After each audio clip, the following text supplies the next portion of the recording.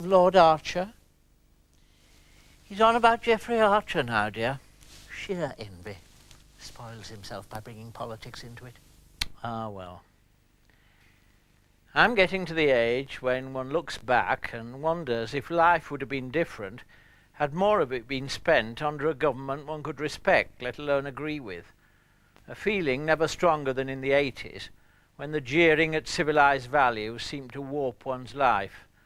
And before one could get started in a morning, the day's quota of brute government had to be shrugged off first.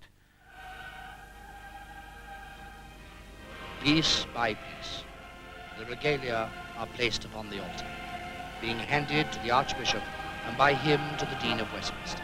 What I suppose I feel about our governors, to whom it falls to legislate about television, feel as I did long ago about that emblematic figure of Geoffrey Fisher, is that they are something I've never managed or hoped to be, and that is grown up. They're grown-ups in the cradle, grown-ups as schoolboys or schoolgirls, grown-ups as adults, and children only in their dotage. For them, their second childhood is actually their first.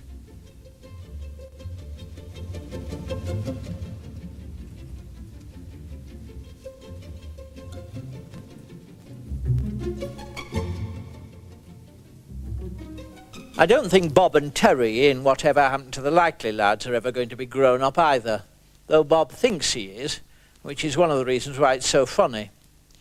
The episode I've chosen is called Countdown.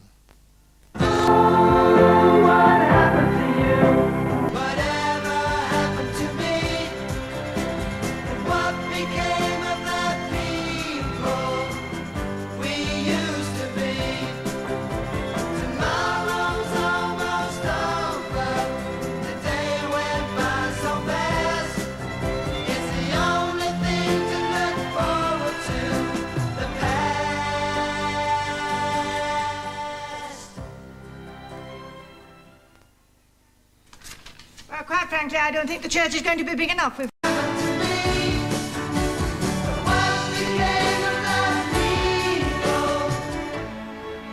Weddings.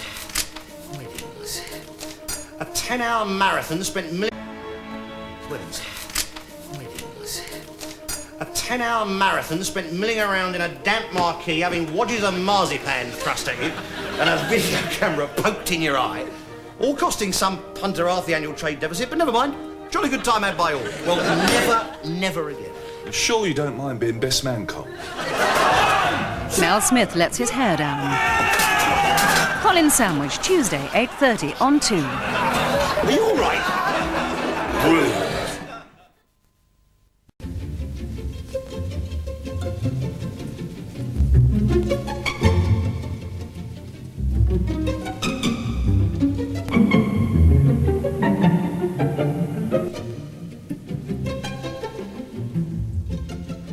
The next programme I've chosen is Abigail's Party, Mike Leigh's account of a ghastly evening in suburbia.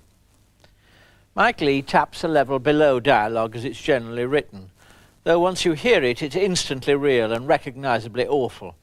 A verbal muzak that's hilarious in a play, but deeply dreary in life. The chief delight of the play is, of course, Alison Steadman's hulking performance as Beverly, the brutal hostess with shoulders like a lifeguard and a walk to match. The only puzzle about her is how she's managed to escape strangulation so long. I'd run a mile from all these characters, though I particularly like John Salthouse as the smouldering Tony, who says very little, but speaks volumes.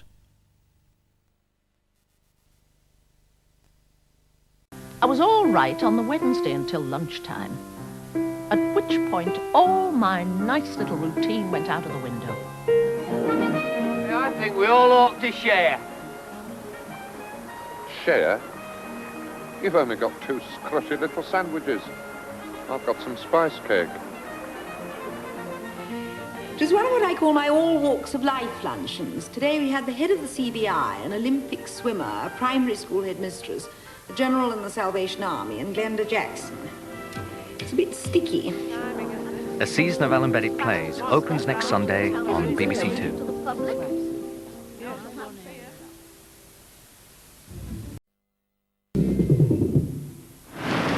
man is under stress. You must understand that. He was my friend.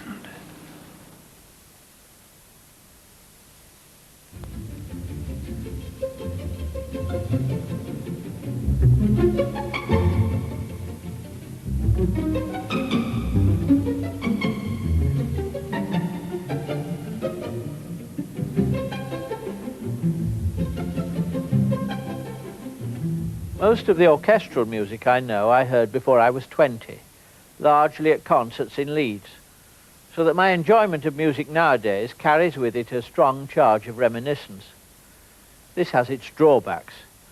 Underneath Cuthbert Broderick's magnificent Victoria Hall, where I went to concerts most Saturday nights, was in those days a municipal restaurant, the smell from which tended to mingle with the music.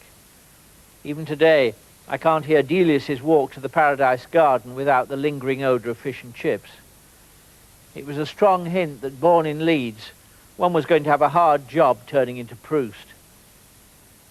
The riches of the BBC Arts Archive make the choice of a documentary difficult, but I've settled for one about Barbarolli, made in 1965 by the young Melvyn Bragg. Before that, though, we're going to see some extracts from John Drummond's 1968 tribute to Kathleen Ferrier.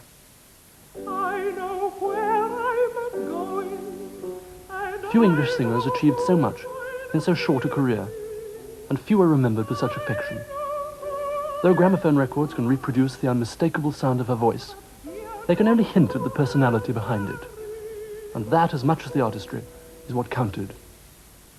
Hers, while it was an extraordinary life, conforms in a profound way to what the public expects an artist's life to be. Born in Blackburn, she was a talented amateur pianist who worked as a telephonist at the post office. She had no thoughts of a musical, let alone a singing career, until for a dare she entered a singing competition at the Carlisle Music Festival.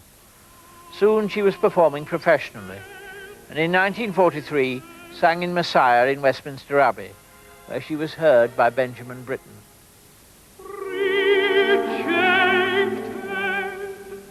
Here was a voice that could sing this extremely awkward music without any effort. I mean, just in the part of the voice which is usually the weakest, Kathleen's voice was the strongest. And so the music sailed across the vast spaces with a confidence and a beauty which I think I'd never heard before.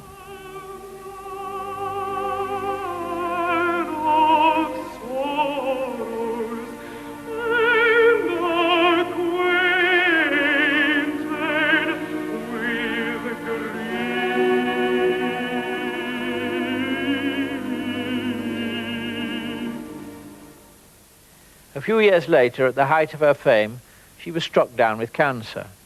The marvellous thing about this Olympian fortitude of this wonderful person, that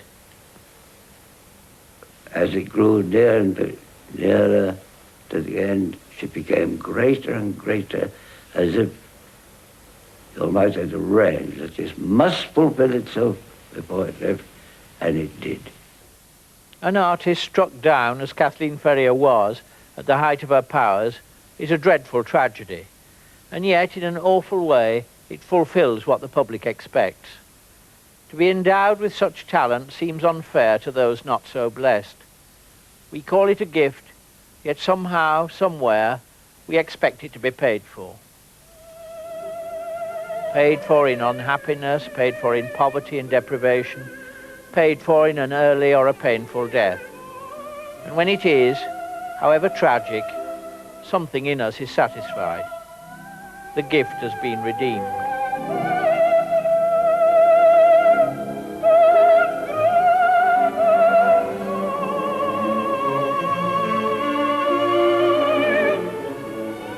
I do know she's been dead 15 years, I think. And still, when I go abroad, all that I meet speak about her with what I would call an affectionate awe and wonder. Now that is the uniqueness of her. We don't produce that